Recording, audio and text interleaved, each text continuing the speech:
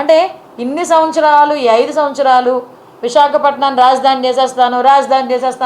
చేసేస్తాను మాట్లాడి ఏందయ్యా రాజధాని చేసామంటే గంజాయికి రాజధాని చేసాం. రోడ్డు మీదకి వెళ్తా ఉంటే భయం వేస్తుంది. ఇటువంటి సిచ్యువేషన్ నుంచి కంపల్సరీగా ఒక మార్పు అయితే తీసుకురావాలి. ఆ మార్పు తీసుకురావడానికి వైజాగ్ ప్రజల్ని కూడా నేను సపోర్ట్ కోరుకుంటున్నా. డెఫినెట్గా పోలీస్ వాళ్ళకి సపోర్ట్ చేయండి. ఇంకొకటి కూడా చెప్తున్నా, గంజాయి విషయంలో నేను పోలీసులకి ఇన్ఫర్మేషన్ ఇది కూడా చెప్పాను. గంజాయి విషయంలో ఎవరైనా పట్టుబడిన తర్వాత పోలీస్ డిపార్ట్మెంట్ వాళ్ళకి మేము అధికార పార్టీకి సంబంధించిన వాళ్ళు మనం చెప్పినా కూడా మీరు టాలరేట్ చేయొద్దు అని చెప్పా. ఎవరైనా ఒకటే తప్పు చేసిన వాడు గంజాయి విషయంలో ఎట్టి పరిస్థితుల్లోని తెలుగుదేశం పార్టీ వాళ్ళైనా, జనసేన, బీజేపీ ఏ పార్టీ వాళ్ళైనా, ఆఖరికి వైఎస్ఆర్సీపీ వాళ్ళైనా ఎట్టి పరిస్థితుల్లోని ఎవరిని కూడా టాలరేట్ చేయాల్సిన అవసరం లేదు.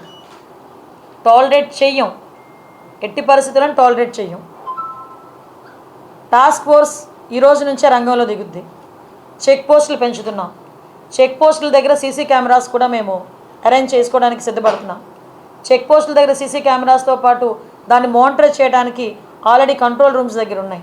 కాకపోతే నాకు ఎంత బాధ అనిపిస్తుందంటే ఇవన్నీ మేము చేయగలమని వాళ్ళు చాలా కాన్ఫిడెంట్గా చెప్పారు పోలీసు. కానీ ఈరోజు సిటీలోనే చూస్తే 1700 సీసీ క్యామ్స్ ఉంటే 700 పనిచేస్తున్నాయంట.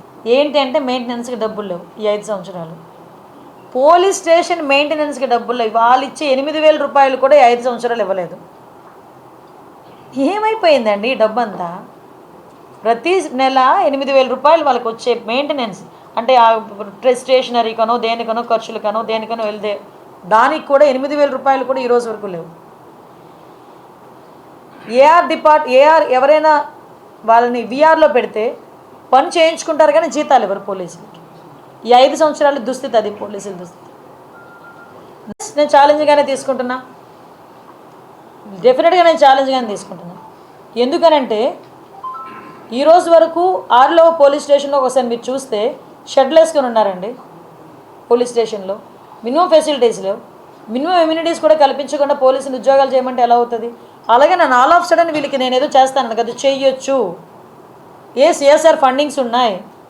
కలెక్టర్ గారికి ఒకసారి కలెక్టర్ గారు నిజంగా 5 సంవత్సరాల్లో కలెక్టర్ గారు కూడా దృష్టి పెట్టుంటే వాళ్ళకి ఎంతో కొంత మంచి జరిగేదేమో.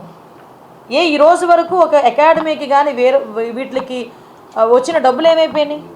అవన్నీ పక్కన పెట్టండి. ఎకడమికల్ ఇష్యూస్ అన్నీ పక్కన పెట్టండి. టెక్నికల్గా మనం చూసుకున్నా, వాళ్ళ వర్క్ సైడ్ మనం చూసుకున్నా డెఫినెట్గా ఉన్న పోలీస్ డిపార్ట్మెంట్ వాళ్ళకి ఇంకొకటి విషయం చెప్తున్నా. ఈరోజు ఎవరైతే రిజర్వ్ పోలీసులు కొంతమంది ఉన్నారు, ఏపీఎస్బీ వాళ్ళందరూ కూడా ఏదో ఆ టైంకి వస్తారు, ఆ టైంకి వర్క్ చేస్తుంటారు, మళ్ళీ బ్యాక్కి వెళ్తుంటారు.